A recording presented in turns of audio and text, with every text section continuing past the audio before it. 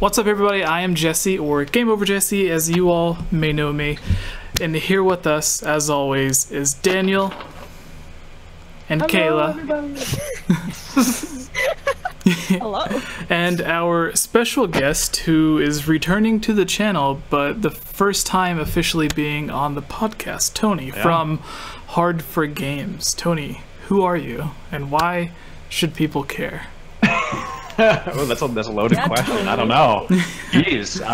Well, thank you for having me on the podcast. And basically, yeah. So I run a gaming review show on YouTube. We focus on a lot of development and beta content, a lot of Nintendo stuff, a lot of kind of branching out recently, Xbox, Sony, all sorts of stuff. But you know, Jesse invited me on. I've been on the channel before to talk about Zelda content, and for some reason he wanted me on again. So here I am. Yeah. So I think for at least a year or two was when you first came on, a year or two ago. I'm not really sure, but you've been on, I think so. You've been on a few times, so it's great to have you on an actual podcast. Yeah, for sure. I'm glad to be here.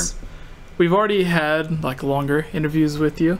We're going to do sort of a brief interview to let the people that are watching that may have not watched the old episodes know exactly who you are, what you do, some of your favorite videos and stuff like that. But first, we have to give the Patreon shout-outs, which I forget to do sometimes. So we always end the podcast with our Zelda mailbag, where you can submit your Zelda questions to have them answered.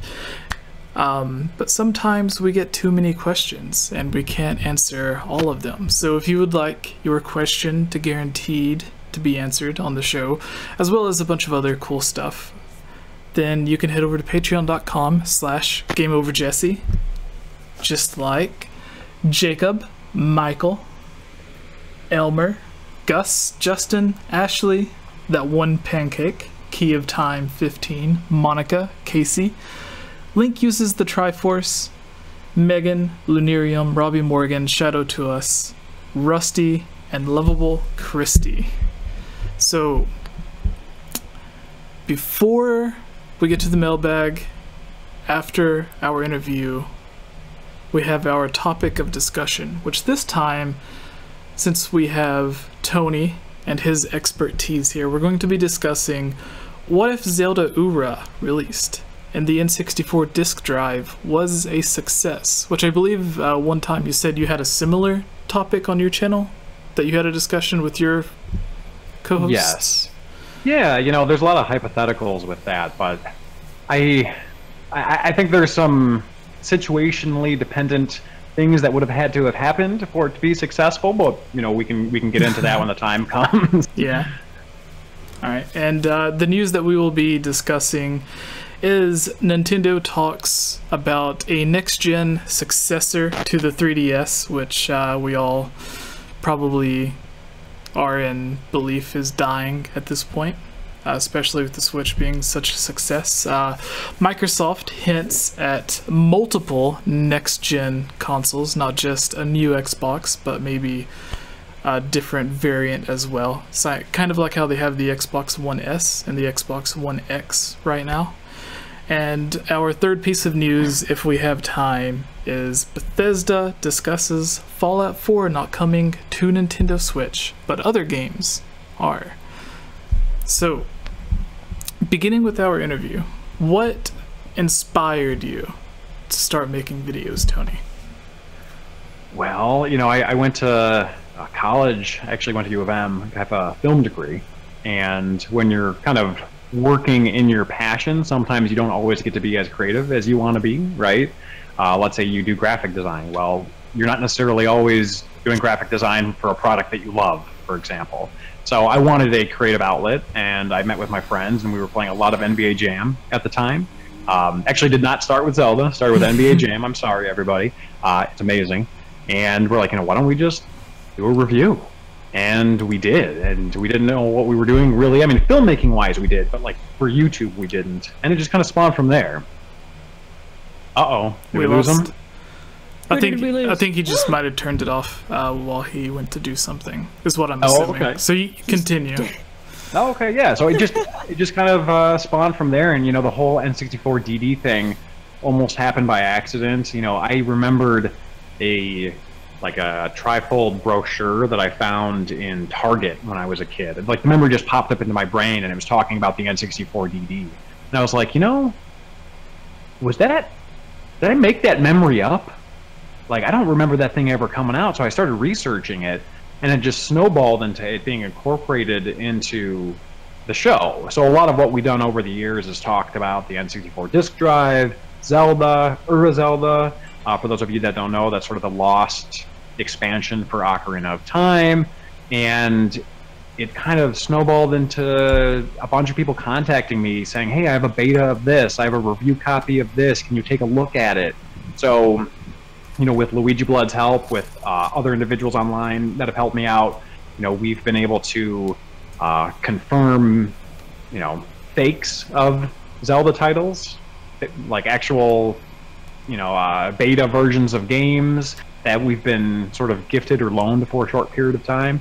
And that's kind of more so what we're known for. We also do reviews of just whatever, tickles our fancy, but I think most people know us for the DD and the Zelda and the beta stuff. Yeah, that's how I came to find your channel. And I think at that point you already had several Zelda videos up, so I just kind of binged watched through them. And then once I started to make my own YouTube channel, it was the perfect opportunity to reach out to everyone that I was already a fan of to try to bring them on mine. And you were one of the nice people who responded. So, yeah. I try. Yeah. Well, you also had, not just with us or me on this channel, but you've had a lot of other collaborations with other channels as well. What would you say your biggest collaboration would be? Well, you already know the answer to that question, but well, I'm asking again, for everyone. Sure. Yeah, I know. I'm just poking you. And then after this, so probably Daniel and Kayla, you guys can ask a question after this one, and then we can go to the news. The probably the biggest one was, again, N64 DD related. Metal Jesus Rocks.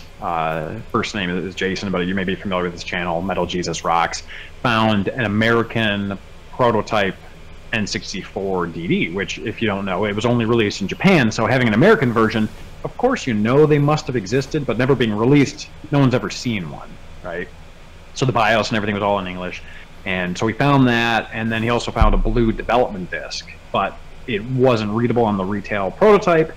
So I flew out there and helped him out, and we did 2 collaborative videos, one of which was just for fun, and one of which was discussing what was on that disc and talking about how we preserved the IPL, which is the firmware on his unit, and preserved the software that was on his disc, which was basically just sort of like debugging and actually not debugging, it was more like hardware testing software. So that was probably the biggest one, and that's how a lot of people kind of filtered over to our channel. But we've done a bunch of other ones too, and always happy to hang out with some cool people like yourselves. Right? Well, thank you. So. All right, Kayla, do you have a question? Anything that you would like to know about his channel that you think other people might also like to know? I feel like I don't know if any of the viewers have been. Oh my goodness. Okay, you have quite a few subscribers. Sorry. I just did a quick YouTube review. Surprise! Yeah. Wow. But yeah, I was gonna actually ask, like, how does kind of trying to make videos and kind of work out how life works, because I know we had to kind of do the podcast and wait till your kid was sleeping, so I think after having a child, like, things get a little bit complicated for trying to produce. So how do you kind of try and sort that one out? Yeah, well, I think there's a famous line from Dante's Inferno. It's like, abandon all hope, ye who enter here. No, it's super challenging. Like, I've always been super busy. I've always been a workaholic, but when my kid came along, it became infinitely more challenging. But luckily, I have a really great supportive team, and probably most importantly for time management wise, we hired on an editor this past year. So she is incredible. Actually, she does a Twitch stream. Rucrow is the name. You should all check it out. She's awesome, and she's a fantastic editor. She normally does the first cut of a video, and then I finish it up and kick it out. So that has been why I've been able to spend time with my family. Aw. To be honest with you, because No, that's awesome. That's of awesome. help. You know, it's very hard to juggle otherwise. Not to be like a sob story, but it just is what it is. You know, I mean, if you have a child, you know, it's just madness. You know, it's that's why we drink. That's kind of how I brought Daniel on in the first place. Well, it's funny that Kayla asked this question because you know, you already co-host this podcast with 2 other people who have kids. Kayla. Well, She doesn't care about your kids. She cares about mine. It's only the cool parents. All right. She only cares about the cool parents. Yeah. Oh. Confirmed. Kayla doesn't actually care about Jesse or Daniel. Yeah. I already knew that. So. Priorities are important. You know, it is what it is. All right, Daniel, you got a question? Okay, well, couple, I guess. So, even before working with Jesse, when I was a nobody on the internet, I guess. You know, I was we're already all a fan of nobodies. yours. We're all nobodies. Yeah. You know, I was a big fan of your videos, everything.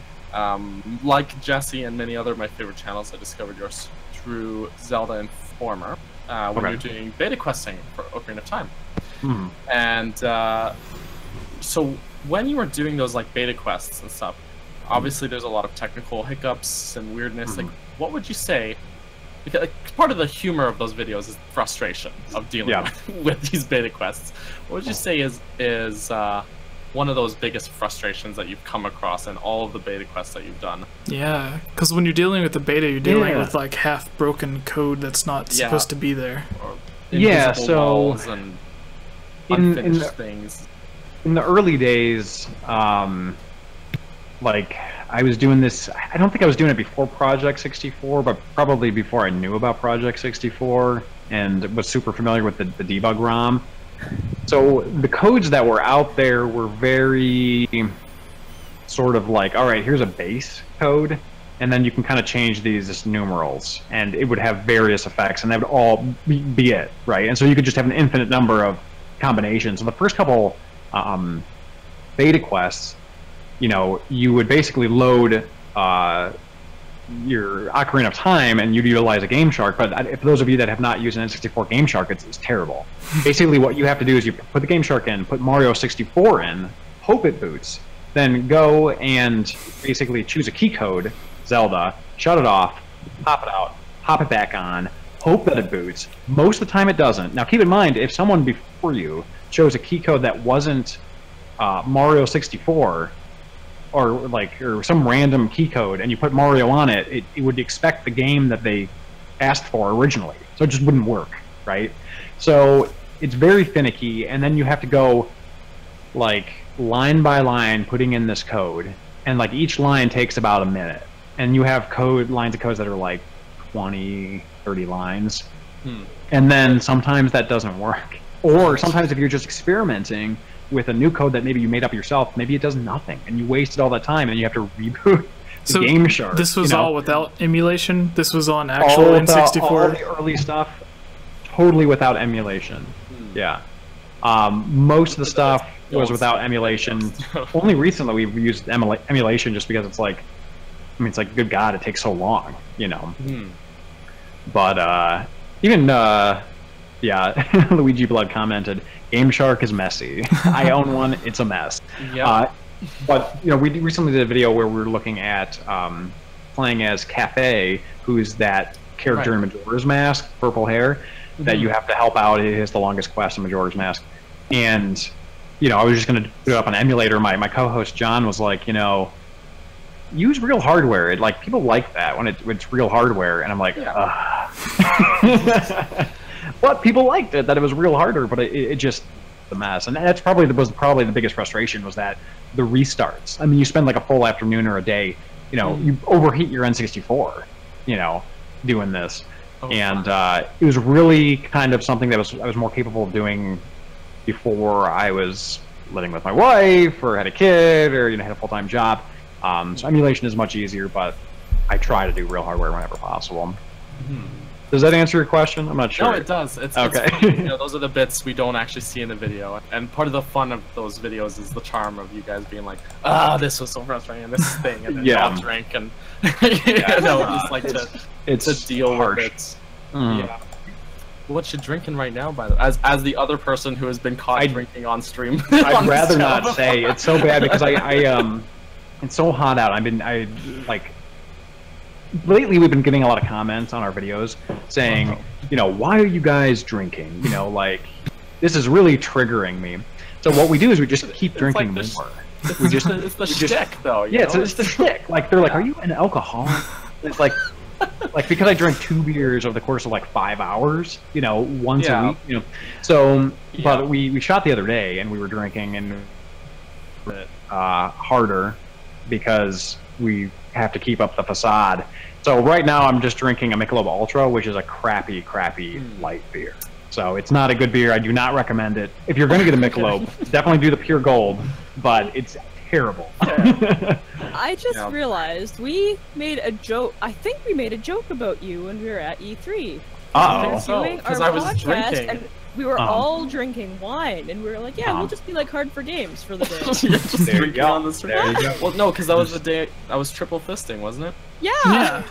Just had a collection of glasses in front of me. Yeah, Daniel had 2 beers and a glass of wine. So that's good stuff. But it's funny is that you say that of people questioning if you're an alcoholic, because what most people watching don't see is what maybe a 3 or 5 minute video is probably a couple hours of film.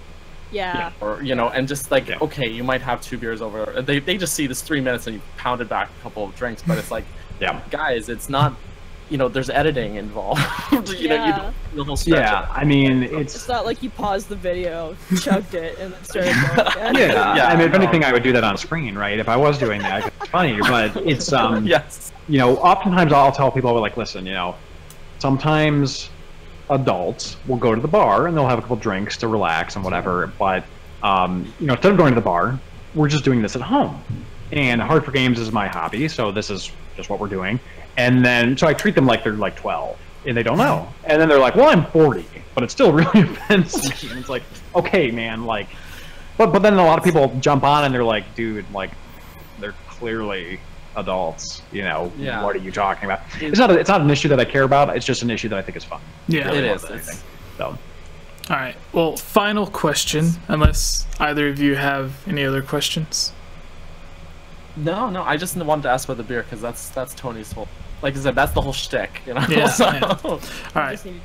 So my final question is: you've had tons and tons of videos about various different things, mostly the beta stuff. But in the future, if there was one dream project that you could do, or one video that you could make, but acquiring whatever console or game or whatever it is, acquiring it seems to be an impossibility, what would it be? I mean, we always talk about the Zelda and the Earthbound 64 to death, so I'm gonna actually steer away from those to a couple of other holy grails, because those are kind of the obvious ones.